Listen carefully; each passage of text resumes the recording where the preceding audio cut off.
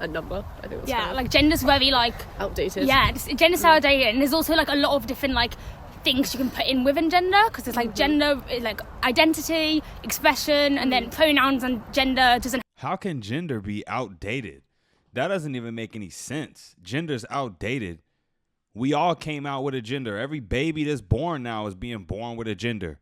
Gender is the most up-to-date thing. I mean, what do you mean out of date? See what I mean? They make things overcomplicated. It's simple, but they like to go down these, different rabbit holes. You could be this and this and this and that. No, you can't be. The way you choose to sexually find partners, that's completely up to you. What you choose to do with your body, whatever type of mutilation, plastic surgery, this and that surgery, that's up to you. But what you were born as is what you were born as, period. Have to be aligned. It's all very different. So and also the only real person who needs to know a person's gender is themselves, like because it's a very like personal thing, and a very like a thing that people will express or want to keep private. So I think there's like two sexes, there's like male and female. Sure. But gender, there's as many as people want there to be. I have a few friends who identify with a variety of different genders.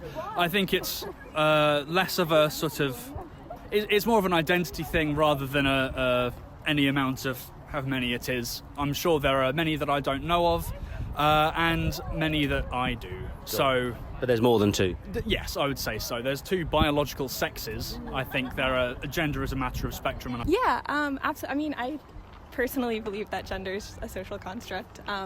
People can use whatever pronouns that make them feel comfortable, basically. So, I love the example. I think Matt Walsh gave this example. When a chicken is born, or like any type of animal, the animals know it's either a male chicken. We're gonna use the chickens. It's either a male chicken or it's a female chicken. There is no different type of chicken. I mean, I know we aren't chickens. We have the capacity to think way beyond they can. True. However, we all consider mammals. You know what I mean? We have to have sex to give birth. And when we come out, you're either male or you're either a boy or a girl, a baby boy or a baby girl. I don't understand what's so difficult about that. I don't know where else you can go outside of that. Where else can you what other answer to a gender could you possibly find other than those two? As in gender and sex are two different things? Yes, I believe, at least personally. Sure, okay, fine. So how do you identify then? I identify, I'm not really sure. Sure, so okay, that's... Still figuring it out. I'm trying to get my head around the language. If you're a trans woman, so that means that you've transitioned. So you were a cis male, I think that's the language, and you're now a trans woman, and the feminists say you should not be allowed to use a female bathroom. So it's all very well talking about ideas, and I like that. But in terms of practical application in some of these areas that are more about the LGBTQ+ community, what are your thoughts as a female who identifies as a female? What do you think about trans women, I think that's the right term, using female bathroom? I think it's fine. I think that people can use whatever bathrooms they want. What about the feminists who say that there's a safeguarding issue there? That's what generally speaking, the feminists now are talking about safeguarding issues. I wouldn't really call them feminists if they're not including trans women in their agenda. Because trans women are women? Yes. And is that your personal belief? Yes. And trans men are trans men are men? Yeah, if they identify as that, or they might identify as non-binary or whatever. I don't know, man. Maybe I'm too old school. I'm only 26, but I don't know how people can really get down with this. I honestly don't. I don't know how you can come to this conclusion. I have not seen one convincing argument that what she's saying is true. I haven't. I just haven't. I look out to the world. I'm attracted to women. So to say that a trans woman is a woman, I've seen a trans woman in person. I've seen a trans woman up close and in person. I wasn't attracted to that. I know I'm not attracted to every woman, but I would never be attracted to that. That's not a woman. But yeah, whatever they identify as. It's like the purpose of the bathroom. You just walk in and anyone could be in there. It's gender neutral. It doesn't matter. Okay, so at the other end, what if I tomorrow morning dress up as I look right now, but I get into a dress, heels, whatever, and I walk into a female bathroom? Is that okay? I feel like this is quite like a very like complicated and loaded question to ask someone. Like, I don't really. No, it's not complicated or loaded. Mr. Complicated himself is not complicated, because when you say that it's okay for trans women to be into women's bathrooms, then that opens up the floodgates of people doing exactly what he just said. People just dressing up and going in because it's okay for people that look like them. Unfortunately for you, Mister, trans women, dependent on the stages they going through and they transition, some of them still look like full-grown men. So like normal men can take advantage of that and use that rule that they'll set in place for trans women to be able to use natural born women's bathrooms, and they can exploit that. Have the exact answer. Well, I was waiting for him to expose something. You know what I'm saying? Because he was asking a lot of questions. I was waiting for the like exposing part to come, and now he's kind of clapping back. Okay, just your thoughts, because that's what the feminists are saying in terms of safeguarding, is that actually there's a big problem there, but the trans community says there's no problem. So it's about getting your own opinion. Yeah. Well, I think that trans women should obviously be allowed to go into female toilets. Yeah, it's just I don't know. Now, I do got to speak up for the UK, all right? Because me personally, I'm very much so in the UK culture. You know, that's a little bit off topic, but I am. And it's plenty of dudes in the UK that are not down with none of this stuff that these men happen to be talking about. I know some, traditionally masculine type men from the UK. And it ain't even about being masculine. It's kind of just about being like old-fashioned or just normal. But yeah, it's plenty of guys like that. I would still say even in the UK, people who think like this are probably men who think like this are probably a minority. It's quite a hot topic. It's a difficult question, but I think it's a completely legitimate one for people that say that there are many different genders and we should address with pronouns. So, for example, let's just say that as I look today, tomorrow I go into a female bathroom and I'm dressed in a certain way, and someone says, "Oi, mate," or "Oi, sir," you can't go in there or whatever. So it's not just about pronouns and about asking people how many genders there are. It's about the practical application. So fundamentally, in terms of the trans movement and bathrooms, is it the case that a trans woman, is that the correct, that they should be allowed to use female bathrooms? They should be allowed to use women's bathrooms, yes. Sex and gender aren't inextricably linked. They aren't linked at all, really. Gender is a social construct. It doesn't exist. Whoever sold them that idea that sex and gender aren't linked, they're not the same thing, whatever, they really sold it to them, because, man, these people actually believe it. These people actually believe that it's some big difference. It's really, at the end of the day, man, sex, gender, whatever, man. Like we it's the same thing. It's the same thing, man. It's about making sure that people are safe, because trans women face misogyny too. They face exponential amounts of violence. It doesn't have any implication on which bathroom people go to. People say it's a women's safeguarding issue. I am absolutely a feminist, but I do not see this as a women's safeguarding issue. You do not have security guards standing at the doors to gendered toilets saying, "Let's see your genitals. We need to make sure you aren't trans." The fear very much seems to be about cisgender men dressing up as trans women and causing attacks and harms. A guy like me dresses up tomorrow morning, wake up looking at the way I do, and I put a dress on and I start going into female bathrooms because of how I identify, which obviously links to pronouns. What are your thoughts on that? It's a really good question. I think it can be quite an easy way for a man who wants to assert some dominance, who disagrees with the whole pronoun situation. Thank you for somebody. Thank you somebody for having some common sense. Thank you. I told you the whole UK male population don't get down with all this. I know it ain't no way. To waltz into a female bathroom with a dress on and say, "I'm allowed to be here," but I think that is a small minority. It's going to make people uncomfortable. I don't think that would affect me as much. Obviously, I don't go into women's bathrooms either as wearing a dress or born as a woman. On that then, right? Tough question. What of that of a 6-year-old saying to mum and dad, what you're saying is that I identify or I feel as XYZ. What should the parent do? What's your advice?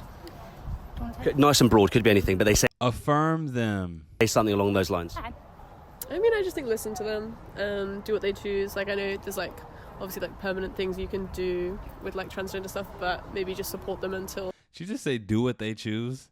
they're old enough Are we talking about parents here? Do what they choose? that the parents like are happy for them to make permanent decisions. But until then, just listen. I'm assuming we talking about kids here, even teenagers, but not 18. I'm not assuming we talking about 18-year-olds. Be open. Yeah, definitely. Like even like from the start, like just make it a place where they feel like they can come to you with those questions, and make it a space where you're not like labeling them as like definitely a boy, definitely a girl, or like definitely gay, definitely straight. Just like. That's the one thing I will agree with this girl on. You should, as a parent, I'm not a parent, all right, but I'm just saying, as a parent, your kids should feel comfortable with being able to come to you about anything, right? Because you don't want them going to, you know what I'm saying, you don't want them going to people that might be a bad influence. So you want your kids to come and tell you things that, you know, is going on within their life, how they feeling. You want coming to you to be a comfortable space. I agree with that. That's the one point I will give her. Make it like an inclusive place where like if they are thinking that, then you just be like, yeah, I hear you, I see you, do you want a different pronoun, different name, how can we support you in this? And it's like, see, because children are ever changing, ever growing. Same with adults, like people change, people like experience different things and go, oh, actually I want to be this or this. So really just be open and like listen to them. So a lot of times it's just like we'll try different clothes, we'll try a different haircut, we'll see if we like it. If you really hate it, you know, there's no harm, no foul. So obviously just good parenting 101, listen to the child, ask them how they're thinking, feeling, but equally if a child came home and said, just to be devil's advocate for the audience, if a child came home and said, I want to start drinking vodka straight from the bottle. No, you say no, that's too dangerous, you're too young. It's like, it's important to just be there for your kids. Okay, I see what he did there. Her answer just exposed herself. I see what he did there. Rather than try and impose something on them, you can like obviously let them know how you're feeling, but respectfully be able to listen to what they are trying to express to you and like not coax anything that you want to hear back out of them. So what would your advice be to parents where a son comes home and starts saying things like, oh, I think I might be female or am I a woman or whatever? I think there's a level of exploring. Obviously you've got to be aware of age, but the parent is realistically in control until they're sort of early teens, I'd say. Ding, ding, ding. Thank you. Hey, I like this dude. And then it sort of becomes an increasingly balanced relationship to a more 50-50 thing and a more independent thing for the child as they get 18. So earlier on it's sort of, okay, you feel this way, let's talk about it. But I make the final decision as the parent. And then it moves into, if you want to wear a dress, that's your thing. Let me support you in that. Well, yeah, I'd say be supportive of your child and, try and talk through, their development.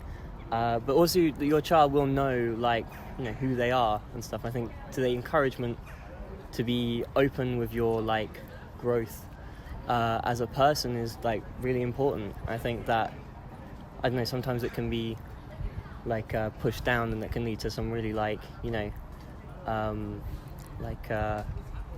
difficult times when you're repressing who you are. Yeah, absolutely. So I've just, people have referred to me as she, and I've been like, oh, not she, it's they. And then they're like, I'm so sorry, I didn't know, I'm trying to do so much better. And at the end of the day, you're then putting the onus on trans people for taking the responsibility for your mistakes. You're allowed to make mistakes, that's why we're correcting you, so you can do better and move on. But you're putting trans people in a really uncomfortable position when you make them try to make you feel better or alleviate any guilt. I think it is about being patient with people, but also we're not just going to be patient for anyone because you need to actually be making an effort. These are new things and they do take time to learn, but you actually have to be putting in the effort. You can't just expect trans people to forgive you wherever you go. Pronouns, should we all be using them? To a layman person, how does it work? Should we be using them and what are they? I mean, we should all be using them. I mean, unless you don't want to use them, but that would be an identity on its own. Today is International Pronoun Day. Apparently, anyway. So I've been told. If I'm wrong on that, then is it? Yeah. Okay. So all my badges, they're all like personal to me and my symbolism, and I have a lot of different flags. I didn't even know that was the thing. So this is just the classic transgender flag. Right. So anyone who doesn't identify with the gender that was assigned at birth. I know that one, yeah. Yeah, and then this is the non-binary one, which is the one I use. So that's for anyone who, again, isn't a man or a woman, whether that's a trans woman or a trans man. Yeah. And then, and then this, where's the, and this is the progress flag. Oh, so okay. this is the normal, the sky flag that everyone knows, like the rainbow. Some of them I know, yeah. Yeah, and then this is the progress one. So again, it's just a typical rainbow that Gilbert Baker created in the early 2000s. Mm-hmm. See, I think the problem for parents that they don't understand is seeing their kids go down a path that the parents have a strong feeling, and rightfully so, that path won't end up making them happy, and that path won't end up truly expressing who they really are. The kid might think that's who they really are at the moment, but before you make a life-changing decision, you know what I mean? Like, you got to really think about that. These surgeries and you know, gender transition and all this stuff, you got to really think about that before you do it. And parents just don't want to see their kids go down this path and regret it. You know what I mean? And then this is the progress one, which was created, I think, 2020 by a black woman of colour. And the white, blue and pink show the transgender people in the community, and the brown and black show the people of colour in the community. And then there's Superman and Batman, and they seem to be missing. They're gay, They're engaging in a warm embrace. Of course, yeah. I love all my badges kind of like show to other people like the values that I have, and like the inclusion I have. So I have like loads of ones which are like obviously. All right, man. She just badge flexing. That's it. The video's over. I feel like this is just free promo at this point. But yeah, this video is from Turning Point UK. So, you know, we got to see a little bit of the UK, how they, you know, how their culture. And I mean, as far as this gender stuff goes, we honestly all going through the thick of it, because they, you know, we going through the exact same thing. You know, this makes waves through all the Western countries, because, you know, gender is something that we all have in common. You know, in every country there's men and there's females, and it just so happens in the West, you know, we are the predominant ones, you know, pushing the LGBTQ trans thing. You know, for my closing remarks, you know, some of the things I say might be harsh, but I mean no harm, no ill will at all to anyone that may happen to fall under the alphabet group. I mean nothing against y'all.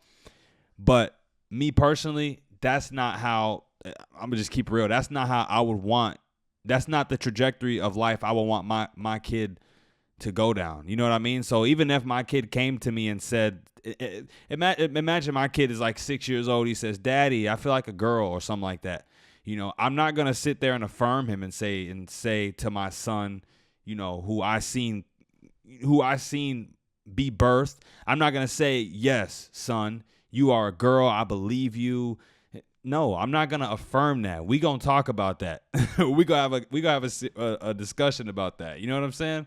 But that's it, you guys. Don't forget to like, comment, share, and subscribe for your chance to win a free Insider Plus or All Access membership to the Daily Wire. I will be giving 2 or 3 away at the end of the month of October. We almost there. All you gotta do is like, comment, share, and subscribe on the videos for your chance to win.